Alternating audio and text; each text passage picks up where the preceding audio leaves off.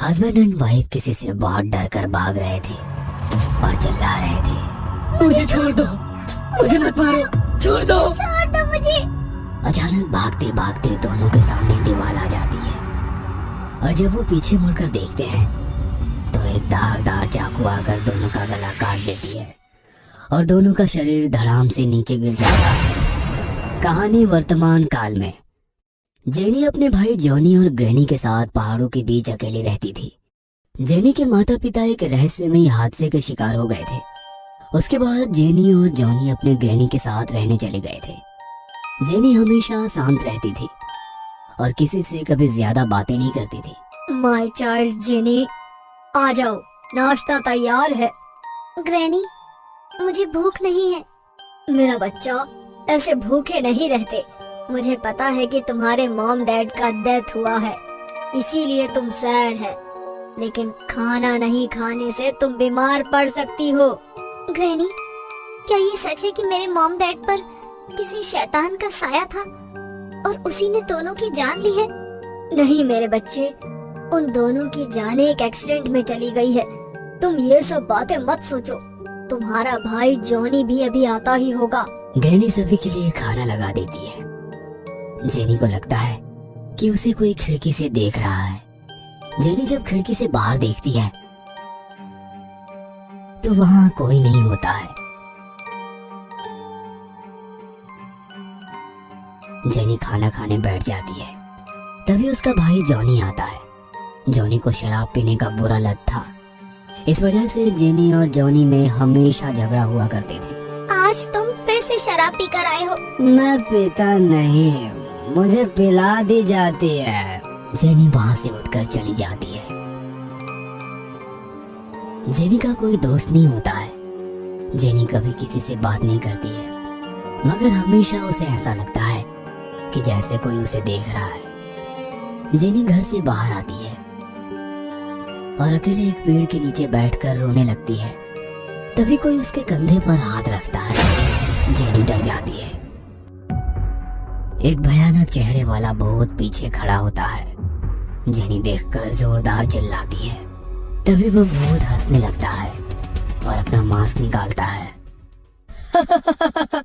Oh my God, आप तो डर गई। ये कैसा मजाक है? कौन हो तुम और यहाँ भूत बनकर क्यों घूम रहे हो? मेरा नाम पीटर है। मैं इस टाउन में नया आया हूँ। मैं तो बस पोस्ट हैलोवीन सेलिब्रेट कर रहा था। जेनी चुपचाप वहाँ से चली जाती है। क्रिसमस आने वाला था। ग्रैनी क्रिसमस की तैयारियों में जुटी थी। चलो बेटा जेनी, मुझे क्रिसमस केक बनाने में थोड़ा हेल्प करो।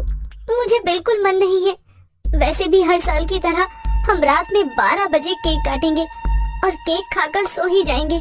आप मुझे गिफ्ट में अपने हाथ से बनाई गई टोपी देंगी और जॉनी अपने नशे में डूबा रहेगा। मुझे इन सब में कोई इंटरेस्ट नहीं है। ऐसा कहकर जेनी अपने कमरे में चली जाती है। ग्रैनी थोड़ी सी मायूस हो जाती है। ग्रैनी अकेले ही केक बनाती है और क्रिसमस के दिन रात 12 बजे सभी मिलकर केक काटते हैं। तभी दरवाजे की घंटी बजती है। इतनी रात में कौन आया होगा? मैं जाकर देखती हूँ। जेनी दरवाजा खोलती है पर वहाँ कोई नहीं होता। सिर्फ एक गिफ्ट बॉक्स होता है जिसमें जेनी का नाम लिखा होता है और उस पर वही मास्क बना होता है जो उस दिन पीटर ने पहना था। जेनी गिफ्ट खोलकर देखती है, उसमें एक पेंडेंट होता है। जरूर ये पेंडेंट पीटर ने गिफ्ट किया होगा। जेनी उस पेंडेंट को पहन लेती है। बस पेंडेंट को पहनते ही उसे अजीब सा महसूस होता है। कौन है जेनी? कोई नहीं दादी, लगता है पड़ोसी के बच्चे मजाक कर रहे हैं। जेनी किसी को उस पेंडेंट के बारे में कुछ नहीं बताती है। तभी जॉनी शराब के नशे में घर आता है। जॉनी की नजर जेनी के गले में पेंडेंट पर पड़ती है। जॉनी उस पेंडेंट को देखते ही पागलों की तरह करने लगता है और जेनी के गले पर चाकू से वार करने के लिए दौड़ता है। जेनी डर जाती है और खुद को कमरे में बंद कर लेती है। मुझे मार देगा सबको। मैं इसको नहीं छोड़ूंगा। जॉनी, तुम नशे में पागल हो गए हो। ये क्या कर रहे हो तुम? जेनी अपने कमरे में बैठकर रोने लगती है। तभी वो आईने में देखती है कि एक भयानक शक्ल वाला भूत जिसके लंबे लंबे दांत हैं, लाल चेहरा, चेहरे पर लटकती जुल्फे, बॉस के गले में दांत गाड़ कर उसका खून पी रहा होता है। जेनी के होश उड़ जाते हैं और जेनी डर के मारे उस कमरे से निकलने की कोशिश करती है, लेकिन कमरे का दरवाजा बंद होता है। पूरे कमरे में धुआं धुआं हो जाता है। जेनी का दम घोटने लगता है। ऐसा लगता है कोई उसका गला दबा रहा है और जेनी वहीं बेहोश हो जाती है। अगले दिन सुबह चिल्लाने लगती है, छोड़ दो मुझे, मुझे मत मारो, मैंने तुम्हारा क्या बिगाड़ा है? क्या हुआ मेरा बच्चा? डरो मत, तुमने कोई बुरा सपना देखा होगा। तभी जेनी को होश आता है और वो डर के मारे उठकर बैठ जाती है। उसके शरीर में कई जगह नोचने के निशान होते हैं। मुझे मार देगा, वो वापस आ गया है, सभी को मार देगा, खून पीकर जाएगा सभी का। इस बार बहुत ज्यादा शक्तिशाली हो गया है। किसकी बात कर रही हो तुम? जेनी कुछ बोलती उससे पहले जॉनी वहां आ जाता है और वो जेनी के गले में पेंडेंट देखकर अपना आपा खो देता है और जेनी के गले पर अटैक कर देता है। जेनी के गले से खून निकलने लगता है। ग्रैनी जॉनी को अलग कमरे में बंद कर देती है। तुम सही कह रही हो, वो शैतान वापस आ गया है। उसने तुम्हारे माँ बाप को भी खाया और अब किसी को नहीं छोड़ेगा। हमें जॉनी से उस शैतान का साया निकालने के लिए फादर को बुलाना होगा। कौन फादर? Father Johns. तुम्हारे पापा के बहुत अच्छे दोस्त थे, लेकिन फादर जॉन्स का बेटा ब्लैक मैजिक करता था। उसने अपने फायदे के लिए तुम्हारे माँ बाप की बलि चढ़ा दी, लेकिन बाद में उसने खुद सुसाइड कर लिया। ग्रैनी फादर को बुलाती है।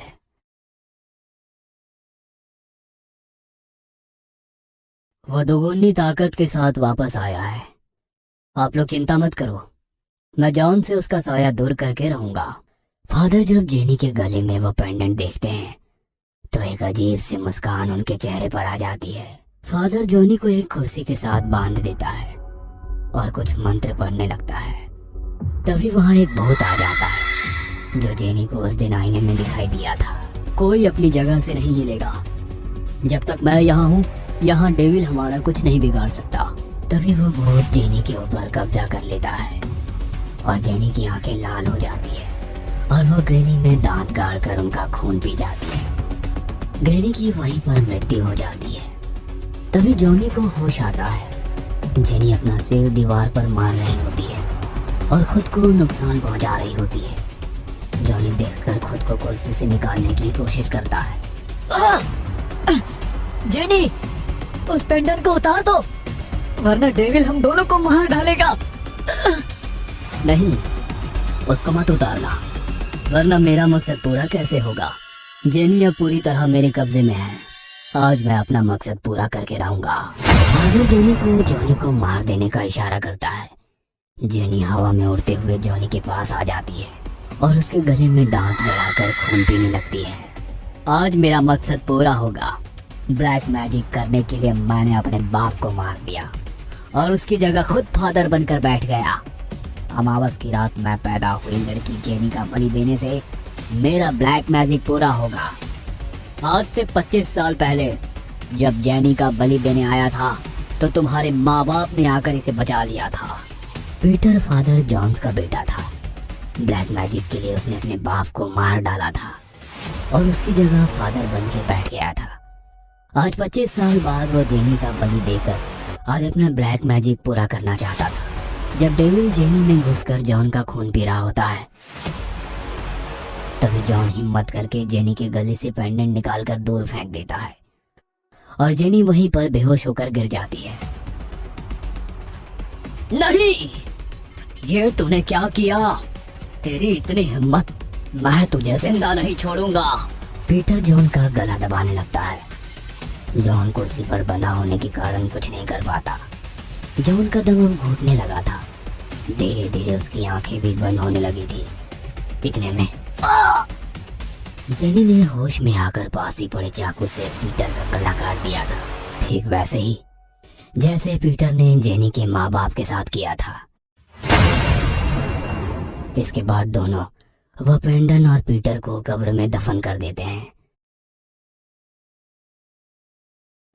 जॉन और जेनी उस घर को छोड़कर कहीं दूर चले जाते हैं। ब्लैक मैजिक, काला जादू, क्या वाकई में ऐसी चीजें होती हैं? क्या इस काले जादू से मौत पर भी काबू पा सकते हैं? कमेंट में हमें जरूर बताएं।